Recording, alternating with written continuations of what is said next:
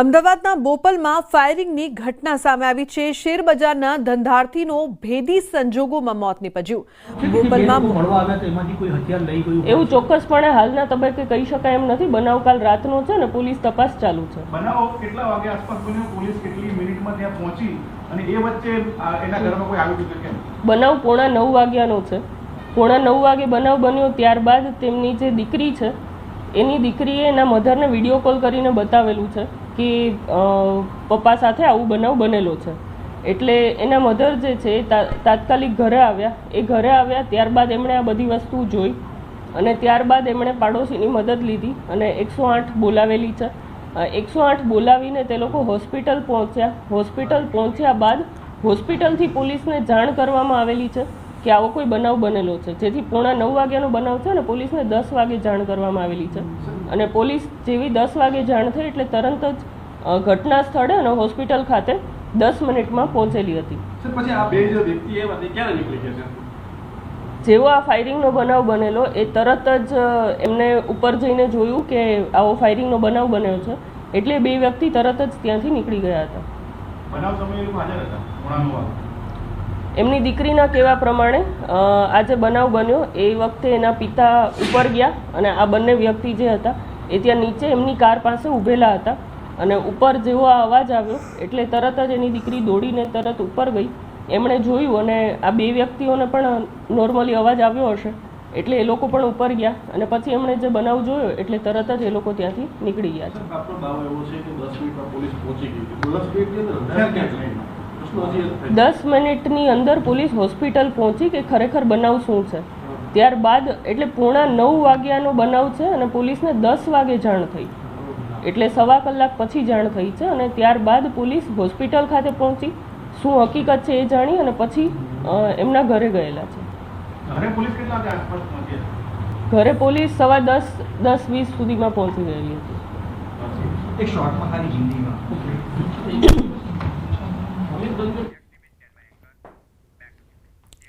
જૂનાગઢના દામોદર કુંડમાં લોકોના પ્રવેશ અંગે મહત્વનો નિર્ણય લેવાયો છે। ન્યૂઝ 18 ગુજરાતીએ દર્શાવેલા અહેવાલ બાદ તેની અસર થઈ અને હવે દામોદર કુંડમાં ભાવિકોને હાથ પગ ધોવા અને ધાર્મિક વિધિ કરવા માટે છૂટછાટ આપવામાં આવી છે। જૂનાગઢ જિલ્લા મેજિસ્ટ્રેટ દ્વારા 4 ઓગસ્ટે જાહેરનામું પ્રસિદ્ધ કરીને જળાશયોમાં પ્રવેશ પર પ્રતિબંધ ફરમાવવામાં આવ્યો હતો, જે પૈકી દામોદર કુંડમાં પણ ભાવિકોને પ્રવેશબંધી કરવામાં આવતા નારાજગી વ્યાપી હતી, પરંતુ હવે દામોદર કુંડમાં ધાર્મિક વિધિ માટે છૂટછાટ આપવામાં આવી છે। અને મહત્વપૂર્ણ સમાચારની વાત કરીએ તો વિસાવદરની પેટા ચૂંટણી જીતેલા ગોપાલ ઇટાલિયાએ મુખ્યમંત્રી સાથે મુલાકાત કરી। પ્રથમ મુલાકાતમાં 5 જેટલા વિસાવદર વિસ્તારના સ્થાનિક મુદ્દાઓ અંગે તેઓએ સીએમને રજૂઆત કરી।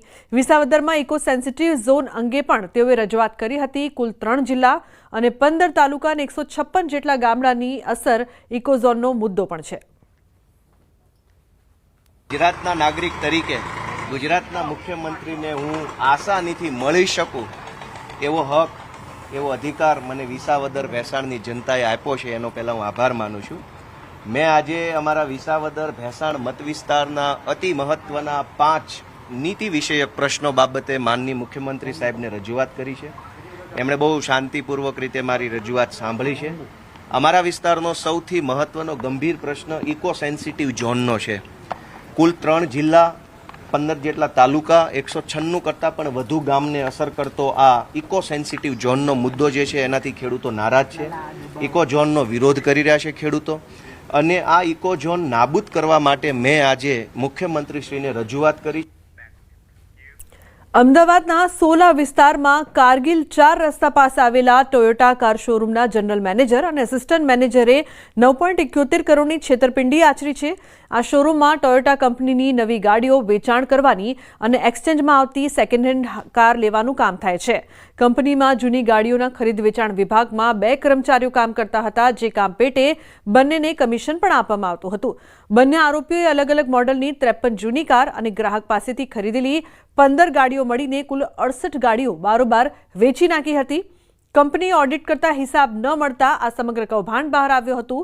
શોરૂમના માલિકે સોલા પોલીસમાં ફરિયાદ નોંધાવતા પોલીસે બંનેની ધરપકડ કરી છે।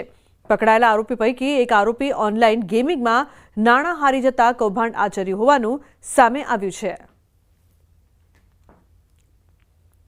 કોઈ પણ કસ્ટમર ત્યાં ગાડીઓ વેચવા માટે આવે તો તેઓની પાસેથી ગાડીઓની જે માર્કેટ વેલ્યુ હોય તેના કરતા ઊંચા ભાવે ગાડીઓનો ભાવ એમને ઓફર કરતા, જેથી કસ્ટમર તેમને ગાડીઓની સેલ વેચવા માટે સંમત થઈ જતા. ત્યારબાદ આ ગાડીઓ જે સેકન્ડ હેન્ડમાં એમને ખરીદી હોય તે ગાડીઓ કોઈ પણ ડીલરને સસ્તા ભાવે તાત્કાલિક પૈસાની જરૂરિયાત હોય, જેથી સસ્તા ભાવે ડીલરને ઓફર કરતા, જેથી ડીલર તેમને તાત્કાલિક પૈસા આપતા. અમદાવાદના મણિનગર વિસ્તારમાં આવેલી ટ્રાન્સસ્ટેડિયા યુનિવર્સિટી વિવાદમાં સપડાઈ છે. યુનિવર્સિટી બીબીએ ઓનર્સના કોર્સ કરાવતી હોવાનું કહી વિદ્યાર્થીઓ પાસે એડમિશન કરાવડાવ્યા.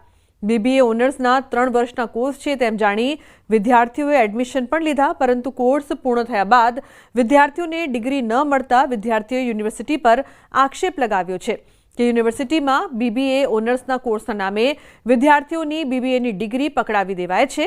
વિદ્યાર્થીઓનું કહેવું છે કે યુનિવર્સિટીને માન્યતા પ્રાપ્ત ન હોવા છતાં યુનિવર્સિટી વિદ્યાર્થીઓને બીબીએ ઓનર્સની ડિગ્રી માત્ર 3 વર્ષ પૂર્ણ કરવા અંગે લલચાવે છે.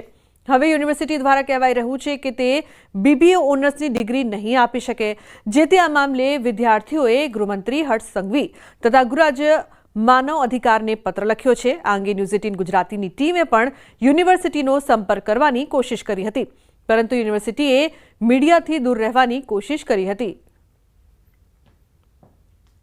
बीबीए ऑनर्स का बोला था कि आपको बीबीए ऑनर्स मिलेगा, जो कि 3 साल में मिलेगा, जो कि हमारे लिए 1 साल बच रहा था. हमारे लिए बहुत अच्छा मौका था कि हम भी इस बीबीए ऑनर्स का इसमें ये पार्ट बने. हमारा डिग्री हमको 3 साल में ऑनर्स का मिलने वाला है, तो हमने सोचा कि हम भी बीबीए ऑनर्स यहाँ से ही करेंगे, क्योंकि हमारे 3 साल में हो जाएगा. बाकी सब जगह 4 साल का था, तो 1 साल बचाने के लिए हमने बोला हम यहाँ से करेंगे.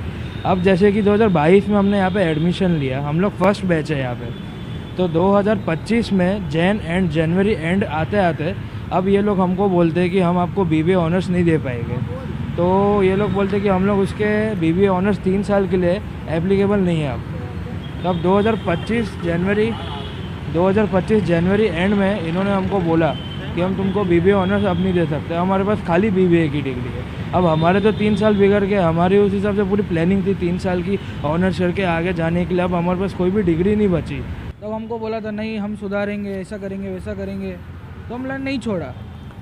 और हमको जो एडमिशन दिया था वो बीबीए ऑनर्स में दिया था 3 साल का बोल, क्योंकि हमें परमिशन सारी मिल चुकी है, ये है वो है, ऐसा सब बोल के हमको एडमिशन दिया था.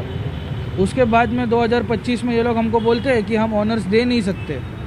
ठीक है, फिर उसके हिसाब से जब हमने हमारे हिसाब से पता किया तब पता चला कि इन लोगों के पास परमिशन ही नहीं थी. અમે જ્યારે કન્સર્ન રેઝ કર્યો મેનેજમેન્ટ સામે કે ભાઈ કેમ તમે આવું કર્યું, તો એ લોકોને એવો જવાબ હતો કે ભાઈ અમારી પાસે પરમિશન નથી, અમારાથી ભૂલ થઈ ગઈ, આમ છે તેમ છે, અને એ લોકોએ અમને કોઈ સરખો જવાબ આપ્યો નહીં. પછી અમે વારંવાર જ્યારે સવાલ કરતા રહ્યા ત્યારે મારી ઉપર પ્રેશર ક્રિએટ કરવામાં આવ્યું કે તમે યુનિવર્સિટી છોડીને જતા રહો. અને એમને યુનિવર્સિટી અવર્સ પછી મારા પેરેન્ટ્સને બી ફોન કરીને બહુ જ હેરાનગતિ કર્યા. પછી એમણે મારા મમ્મીને અહીંયા બોલાવ્યા હતા મળવા માટે, અને જ્યારે મારા મમ્મી અહીંયા મળવા આવ્યા હતા વુમન્સ ડેના દિવસે, ત્યારે director of student affairs Natasha મેમને એવો જવાબ હતો કે ભાઈ અત્યારે તમે સેલિબ્રેશનમાં છે એટલે અમે નહીં મળી શકીએ. મારા મમ્મી સવારે 9:30 થી 5:30 અહીંયા બેસી રહ્યા, અને જ્યારે અમને એવો મેસેજ કર્યો કે ભાઈ હવે અમે આગળ જઈને તમારી કમ્પ્લેન કરીશું પોલીસમાં ને બધી જગ્યાએ જઈને, ત્યારે એમનો ફરીવાર ફોન આવ્યો કે ના અમે તમને મળવા આવીએ છીએ, અમે આમ કરીએ છીએ તેમ કરીએ છીએ. અમદાવાદના કાંકરિયા વિસ્તારમાં આવેલી ટ્રાન્સસ્ટેડિયા યુનિવર્સિટી છે તેની ઉપર આરોપ લાગ્યો છે. કેટલાક વિદ્યાર્થીઓ જે પ્રકારનો આરોપ લગાવી રહ્યા છે તે વિશે વાતચીત કરવા માટે ન્યૂઝ 18 ગુજરાતીની ટીમ અહીં પહોંચી છે, પરંતુ આપ જુઓ કે સિક્યોરિટી છે તે અંદર કોઈ પણ મીડિયા પર્સનને અલાઉડ નથી કરતી. સૌથી મહત્ત્વની વાત છે કે યુનિવર્સિટીમાં કોઈ પણ હાજર ન હોવાની પણ વાત કરી રહ્યા છે લોકો છે જે યુનિવર્સિટી સંલગ્ન છે, અને જે સ્ટાફ મેમ્બર્સથી લઈને તમામ જે અધિકારી લેવલના લોકો છે તે ગાંધીનગર ગયા હોવાની વાત સિક્યોરિટીએ જણાવી છે. પરંતુ જે પ્રકારે વિદ્યાર્થીઓ સાથે અન્યાય થઈ રહ્યો છે તેને લઈને યુનિવર્સિટી દ્વારા કોઈ પણ પ્રકારનું વળતર આપવામાં નથી આવ્યું, અને તે ખાસ કરીને યુનિવર્સિટી જે છે તે વિદ્યાર્થીઓ સાથે અન્યાય કરી રહી છે કે કેમ શું કેવી રીતે ડિગ્રી છે તેને મામલેને લઈને વિદ્યાર્થીઓ છે તેમની સાથે અન્યાય થયો છે કે તે મામલે યુનિવર્સિટી કશું એવા ઇનકાર કરી રહી છે, કારણ કે સિક્યોરિટી દ્વારા જે પ્રકારનું વર્ઝન આપવામાં આવ્યું છે તે રીતે યુનિવર્સિટીમાં હાલ કોઈ પણ વ્યક્તિ હાજર નથી અને તેમણે મીડિયા પર્સનને પણ અંદર જવા માટે અલાઉ નથી કર્યા. નિલેશ સોસા સાથે